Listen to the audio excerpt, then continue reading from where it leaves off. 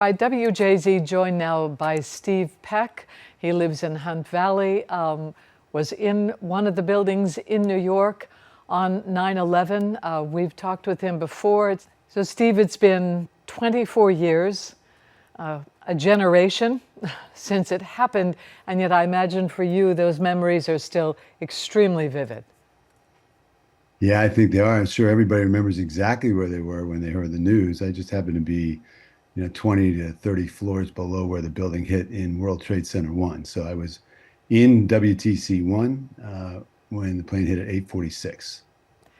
What did you hear? What did you see? Well, we're getting ready for a conference meeting that was supposed to start at 9, and all of a sudden the room just shook very violently. And I thought, wow, I think a bomb went off downstairs, much like the 1993 bombing. And so And I remember saying to myself, it's a Tuesday. I just don't want to go like this. And I thought the building was going to collapse. And after about 15 seconds, when everything stabilized and we realized the building hadn't collapsed, me and my colleagues headed to the stairs and just tried to figure out how fast can we run 63 flights of stairs because we were on the 63rd floor. And what are we going to run into when we get down there? What did you run into? Well, we went really fast from 63 to 37. And then once we got to the 37th floor, it slowed down like leaving a stadium event. There was only three stairwells in that whole 110-story building. So by then it was going to be slow going. So once we had a chance to gather ourselves, we were trying to figure out, well, where did that come from? What was going on? Fortunately, the lights were on. There was smoke, but not smoke that you couldn't see through or anything like that in the stairwells. And we were really just feeling like, what was happening. Well, at the time, one of the colleagues in the area there had a BlackBerry. BlackBerries were very rudimentary then. There was no iPhones, and he typed in the BlackBerry, said, a plane hit the building. And we're like, it's a perfectly clear day. How could a plane possibly hit the building? And so we were kind of making our way down from there. And then right around the 30th floor, it rocked again. Mm. The building rocked again. It was 9:03. And we said, what was that? And the guy with the BlackBerry said, a plane hit the other building. Mm.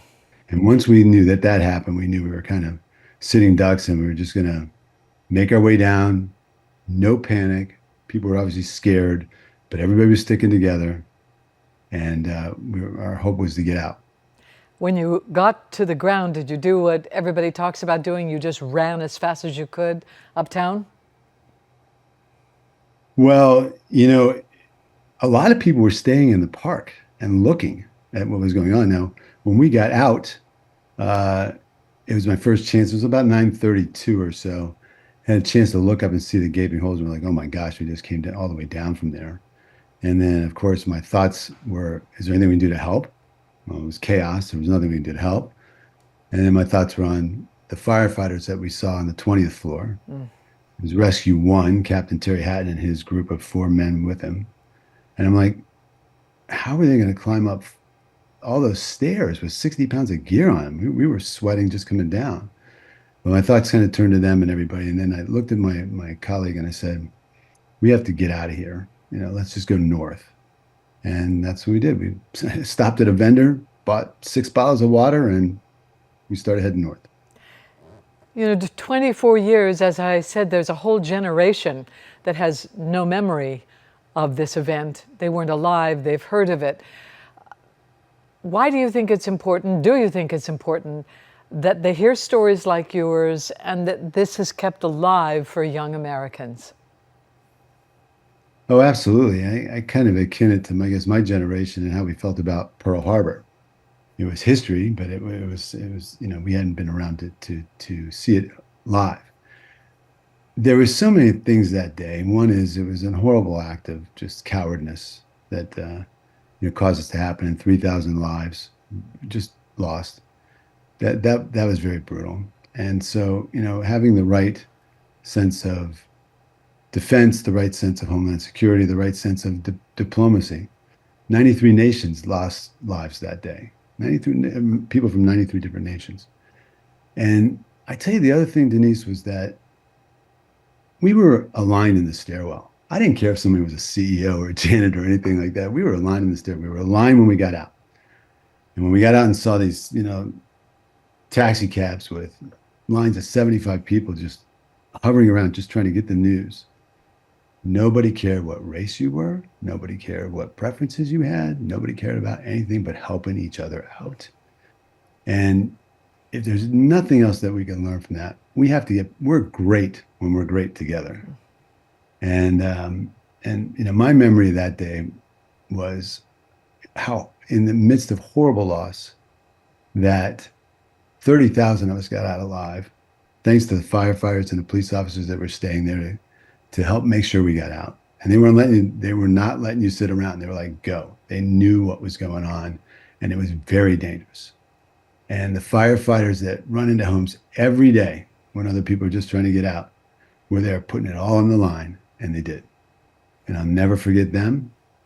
And I'll never forget, you know, what it was like to be a country on September 12th, even the day after. And I think we learn a lot from that today. So I think that's important to keep alive. And if anybody ever gets to New York and you can go to the museum, it is just amazing museum. They should definitely try to go to that. You say we've learned a lot from that. What do you think we've learned, Steve? Well, I think we learned a lot about how safety organizations need to be able to communicate. We were just at a firehouse this morning dropping off some bagels like we do on 9/11, you know, try to go there, and my wife and my kids and I, and you know, the first responders had no communications that were tied to each other. They couldn't talk to each other. So there was a lot of things there. So I think they've learned a lot on how to address just, you know, really bad events like that one better. So that's good. But I think that a lot of what we learn has been getting lost in the current climate of environment and politics and things like that. I think that's I think there was it 9/12 or 9/13 or something like that, where it was the whole Capitol was everybody from Congress and Senate were out there together. I just think we need more of that. You know, we need more of, you know, people being much aligned, and we just have to never forget those that gave their lives. I learned that the young captain that I talked to, Terry Hatton, he didn't know this, but his wife was 1 month pregnant. And so 8 months after 9/11, Terry Hatton, the daughter, has a birthday. And I always want to never forget that too. So, you know, so many lives impacted. We've got to keep it off our shores and hope it never happens again. I'm with you there. All right, thank you, Steve. I know this is a really impactful day for you, and we appreciate you sharing some moments with us. Thank you. Thank you, Denise. Thank you.